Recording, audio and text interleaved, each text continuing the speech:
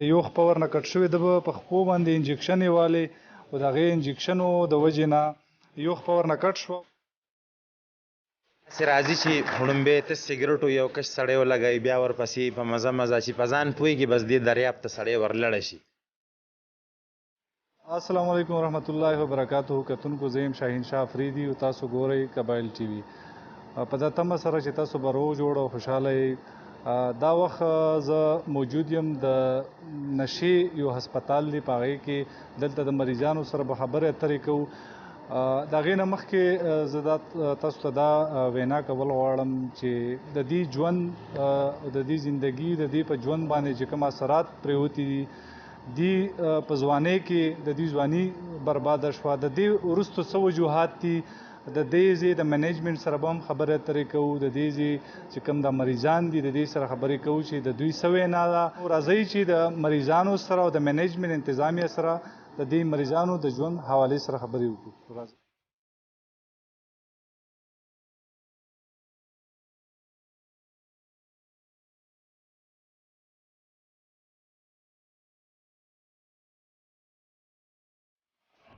جی کتونکو اوس راغلم د هسپتال د دې چې کوم مریضان دلته ناست دي هغې ته بیسټ لایف ویلفیر ارګنایزیشن سره دومره مریضان موجود دي. دا د باړې او بلکې د خیبر ایجنسي دا د نشې هغه مریضان دي چې دلته راغلي. د دې نه علاوه په زراو په لکونو نور هم موجود دي. زما یو سوال دا پیدا کېږي چې دا دوی ته د مرض چا ور واچولو؟ د دې وروستو کم خلک موجود دي؟ لکه اوس دا کیمرامین صاحب دا ماشومانو ته وګوره، د دې عمر تقریبا ستا عمر څومره دی؟ 18 سال. ها نو ته وګوره چې 18 سال عمر ماشوم په نشه باندې لګیا دی، په د دې عمر نه دا نشه کوي. نو ته سوچ کوه چې بیا دا نور وګوره دې کې د هر یو ایج والا د هر یو عمر والا مریضان هم موجود دي. ډېره د افسوس خبره ده هغه خلکو ته چې پیسې ګټي د خپلو پیسو ګټلو لپاره د بل زندگی تباه کوي. دا کاروبار د بل د ژوند د بربادۍ یو ذریعه جوړیږي. دا هر یو مریض چې په کور کې روزانه کم حال جوړی دا دغه خلکو ته پته نه لګي. خو یقین وکئ چې نن د دې ژوند تاسو خراب کو سبا به ستا په کور کې هم همدغه شان کسان پیدا کېږي. خبرې اترې کوو چې د دې څه وینا ده، د دې ژوند څنګه داسې شو. دا یو مریض دی را سره، دنه تپوس کوم چې تا نشه د کم وخت نه شروع کړه او څنګه ورباندې عادت شو؟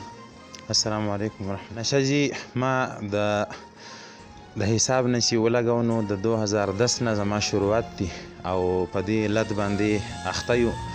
زما کور کې د دنیا مخلوق ما باندې بلا کوشش وکړو، بلا وسې وکړو، خو زما غ ذهن چون نه دی بدل شوی په هیڅ صورت باندې. اخر زه د بیسټ لایف ویلفیر ارګنایزیشن ته رالم. تا نشه شروع څنګه کړه؟ تا ته یو ملګري دا درکړه یا کوم ځای کې درته میلاوېده؟ دا راته ووایه. نو بس دا خو حدیث دی چې کل مجلس تاثیر، چې کم مجلس کې کینې نو د هغې اثر به اخلي. داسې ملګري وو زموږ چې هغه ناسته پاسته به م کوله یو ځای کې بل ځای کې بل ځای کې.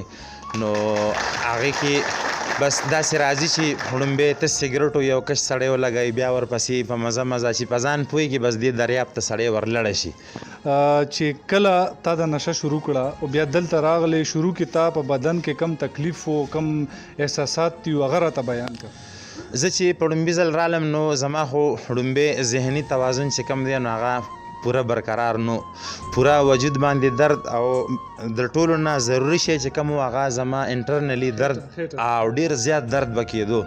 او الحمدلله ودن ا ویک زما ریکوري شوې ده او زه اوس بیا هم تاسو زما ریکارډ کتی شئ د 42 ورځو. زه چې راغلی یم زما وزن چې کم دی نو هغه 68 کیجي او اوس ګورم نو د 85 نه هم وروړېدلی دی. خبرې کوو یو ماشوم دی، ته راپاسه د ده نه تپوس کوو. د ده ګوره اول خو دا تاسو وګورئ د ده عمر ته. عمر دې څومره دی؟ 16 سال. 16 سال.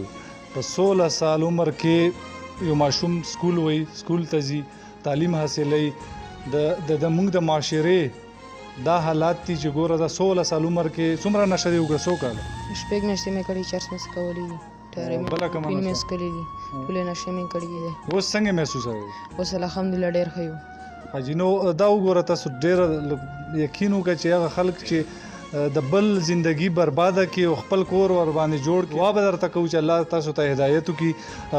ډېره شکریه، مننه. بل ته ورځو موږ سره بل داسې مریض چې هغه خبرې کول غواړي. موږ سره یو مشر موجود دی، هغه سره هم خبرې کوو. ګوره په دې عمر کې دوی یو داسې عمر چې د ذکر اذکار او دوی سره مخکې مو خبرې وشوې. ماشاءالله دوی په خپله دا ډیسیژن واخیستو چې زه بیسټ لایف ارګنایزیشن ویلفیر ارګنایزیشن ته راشم او زما علاج وشي. دوی سره خبرې کوو چې نشه مو د کوم وخت نه شروع کړه او څه احساسات دي؟ بجن نشه خو ما بسم الله الرحمن الرحیم د پښتو متل دی چې خربوزه د کوري رنګ ته نیسي. زه د پاکستان نه بهر په نشه لعنت باندې راوړېدلی از د مرغیرو د صحبت وجې نه او تقریبا په 2019 کې ما په دې لعنت باندې شروع کړې وه. او چې کله د کور والا را باندې خبر شول نو خبره دې ته ورسېده چې د کور حالات خرابېدل. نو زه په خپله دې سنټر ته رالم او داخله مې وکړه. الحمدلله زه داسې کوشش کوم، د افسوس کوم چې زه د نن نه 6 میاشتې مخکې ولې نه یم راغلی دلته کې. اوس څنګه محسوس یې؟ بل دا راته ووایه چې کله تا د نشه شروع کړو بیا دلته راغلی او درته میلاوېده نو په بدن کې دننه تا ته څه تکلیف و؟ یاره جي ما مخکې په کور کې کوشش کړی 4 ورځې مې نه وڅکلي، نشه مې نه وه کړې، خو بدو کې مې بلکل ماتېدل. کله چې زه دلته رالم نو د دې چې کوم ډاکټر عمله دی او سرجي هغې موږ له داسې ډوز راکوي چې بلکل د سړي د ذهن نه ده شی وباسي. ما د 97 نه سګرټ څکل نو ما دلته 22 ورځې وشوې. په دې 22 ورځو کې ما سګرټ نه څکلي، اوس مې بلکل نفرت نه پیدا شوی دی. نشه نشه نشه یو بل مریض را سره موجود دی او د حالات چې تاسو وګورئ په ویډیو کې مو ګورئ چې د حالات چې کوم دي د یو خپور نه کټ شوی د په خپو باندې انجکشن والی او د هغې انجکشنو د وجې نه یو خپور نه کټ شوه. اوس د بله باندې د انجکشن سټارټ کړي دي نو د هغې د وجې نه دام تقریبا ډاکټرانو ورته ویلي دي چې دا کور ته کوي یا به دنه خپه کټ کوو. نو ګوره لکه هغه خلک چې څوک نشه کوي د هغې دپاره یو دا هم یو مثال دی، یو اګزامپل دی چې دنه به اوس تپوس هم کوو چې دا نشه دې څنګه شروع کړه. دا خامخا یو کس 95% خلک چې کوم دي نشه د مستۍ نه شروع کوي. اول مستی وي او یاران دوستان وي، بیا یو مجبوري شي، بیا دا حالت ورنه جوړ شي.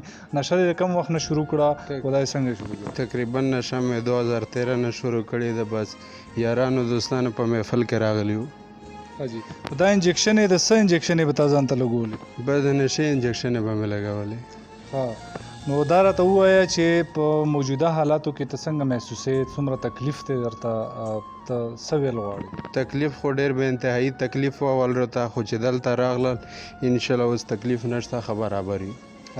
سم میسج ورکول غواړي هغه خلکو ته؟ کم پیغام ورکول غواړي هغه نشایانو ته؟ څوک چې د مستۍ د وجې نه، څوک چا سره چې پیسې پیدا شي او وایي چې یاره نن پروګرام کوو، نن هلته ځو، نن دلته ځو، هغه خلکو ته ته څه وایي؟ بس هغه خلکو ته دا وایم چې کډر زندگی ده، چې څوک دریمي بده کډر زندگی ده، ذلیله زندگی ده، دغې ته دا څوک نشي. نشه چې ونه کې څنګه محسوسې؟ نشه خو چې نه وکړي خو بس بیا خو غر کې هر شی دی خراب وي. زه خو عوامو له دا پیغام ورکوم چې یو خو مهرباني وکړو چې کوم دا تاسو بچي دي په دا خیال وساتو چې ته شپې چېرته ګرځي، چېرته ځي، دا 30,000 موبایل وسره دا کم ځونه راغی نو دا په غلطو ماحولونو کې کینی، د آیس او دا ګډ وډ خلکو سره کینی. مهرباني وکړو چې دا ماحول یې ختم کړو، لکه پښتنه یې کوو. عبدالخنان خوشبو محل باڑہ کې هر قسم عطر، اسپرے، شیمپو اور ہر قسم کاسمیٹک شیزونه په مناسب قیمت ملاویږي. نو هم نن رابطه وکړئ. پته سلمان مارکیټ، فرنٹ دکان، باڑہ بازار، ضلع خیبر.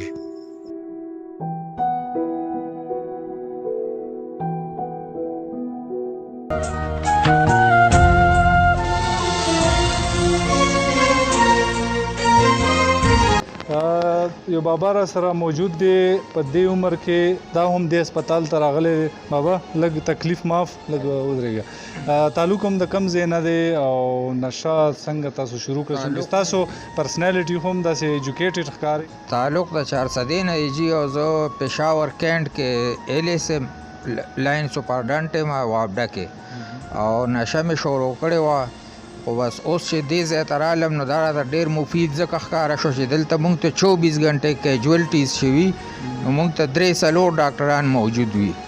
نو چې څه تکلیف راځي نو موږ د فورا دوی موږ له راځي او علاج راله کوي که ستن ضرورت وي که انجکشن که د هر څه نو راله کوي په دې وجه باندې دا ډېر ښه ده هغه زموږ بابا تاسو خو ماشاءالله ایجوکیټډ هم یې دا نشه د کم وخت نه شروع کړه او دا څنګه تاسو ولګېدل؟ نشه خو خیر د سوسایټۍ خبره سوسایټي زموږ غلطه وه تنګي چارسدې سوسایټي غلطه ده نو هغه سوسایټۍ کې چې کېناستو چې موږ هم ځو موږ د خپله سوسایټي چینج نه کړو نو بیا هم دغه موږ ته دوباره ریاکټ کیدی شي.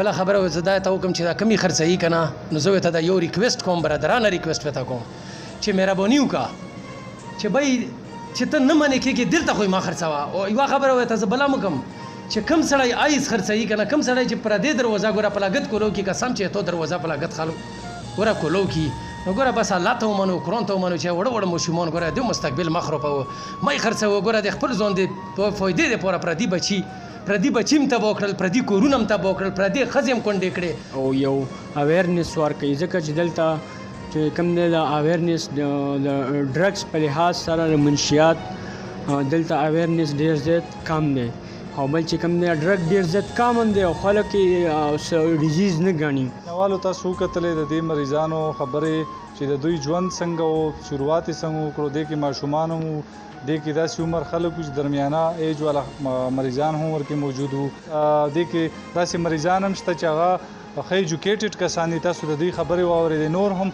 تقریبا دلته 1.5 مریضان موجود دي په دې هسپتال کې د دې هر یو چیک اپ هر یو شی صحیح کیږي خو د بد مرغه د بدقسمتۍ نه که دا مریض سبا لاړ شي بهر د دې خلکو ورته مغه ماحول بیا جوړ کړی دی نو دا هسپتال والا به تر کومه پورې دا کوشش کوي دوی خو خپل کوشش کوي شپه ورځ ورسره لګیا دي زما ضلعي انتظامیه MNMPA د دې علاقې SHO دی د دې علاقې DPO دی هغه ټولو ته زما دا میسج دی چې تاسو سره خو پاور دی د دې خلکو خلاف شن واخلئ دا خلک ونیسئ چې څوک د نشې کار کوي نو زمان دغه میسج دی انشاءالله یو ځل بیا به تاسو سره زه د قبایل TV په شیشه باندې راځم تر هغې دمه د الله په امان.